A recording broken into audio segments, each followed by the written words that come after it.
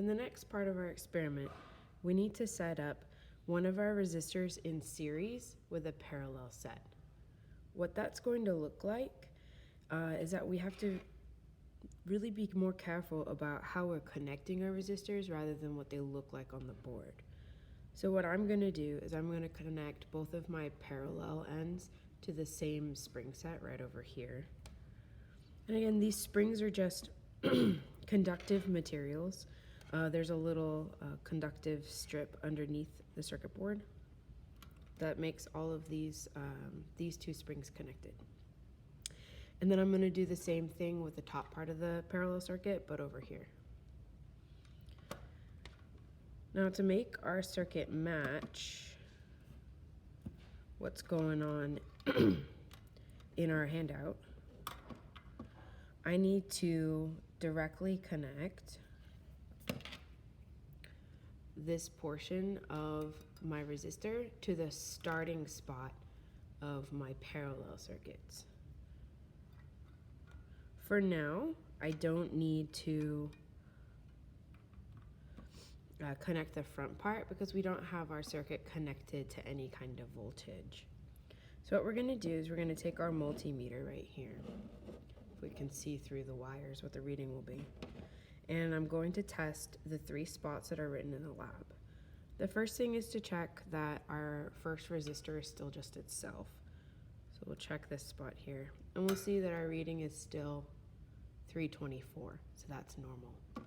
The next thing that our lab asks us to find is what just one part of the parallel set is. And so I'll test these two parts. And we'll see our numbers pretty close to what it was before. If I can hold my hand still, 162. Now the last part, we're going to figure out what the total amount of resistance is when you have this resistor in series with a parallel set. So I will touch the end of the parallel part with the beginning of the series. So we'll write down the number 485.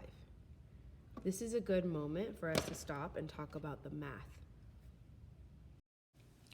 For a combination circuit like the one we just saw, where we have a single resistor in series with some parallel ones, to find the total resistance, or like the combined total amount of resistance over the circuit, we just need to, I guess, cut this problem in half. You just need to solve the parallel portion first, and then you can pretend that the circuit simplifies into a series resistor.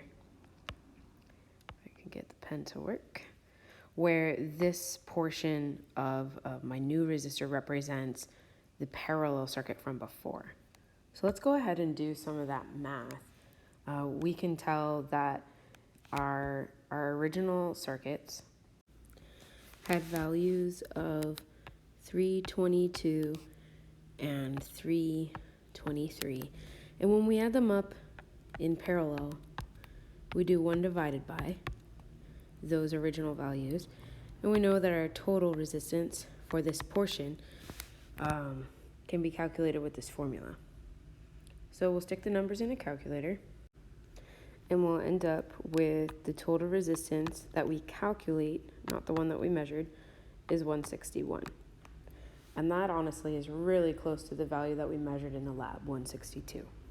So we'll pretend now that this, well, not pretend, it actually is equal, or it's equivalent to 161 ohms.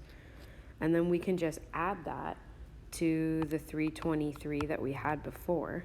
And when you add up these resistances in series,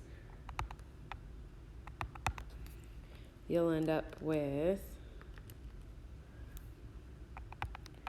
484 ohms, which is almost exactly the same number. And I mean, honestly, considering the amount of error you can have with a cheap multimeter like the one I have, this is pretty darn close to being exactly what the formulas predict.